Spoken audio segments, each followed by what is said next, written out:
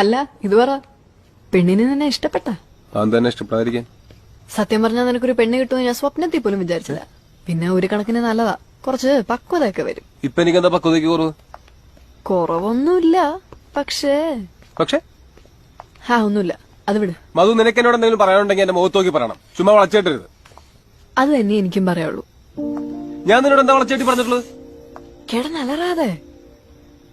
അലറിയതല്ല, കാര്യം പറഞ്ഞതാ.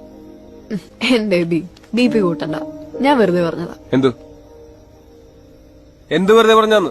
എന്റെ പൊന്നോ, ചെക്കൻ കാണാൻ വരുന്നുണ്ടെന്നൊക്കെ പറഞ്ഞ വെറുതെയാന്ന്. എന്തിന്? ഞാനും അങ്ങനെ പലതും പറയും. പിന്നെ എനിക്കാരോട് ഇഷ്ടം തോന്നിയിട്ടില്ലെന്ന് പറഞ്ഞില്ലേ, അതൊന്നും ഞാൻ ചുമ്മാ പറഞ്ഞതാ. ഫോട്ടോ അല്ലേ, എന്റെ ഫ്രണ്ടിന്റെ വാട്സാപ്പ് DP. അല്ല, സാർ ഇത്ര നേരം എവിടെയായിരുന്നു?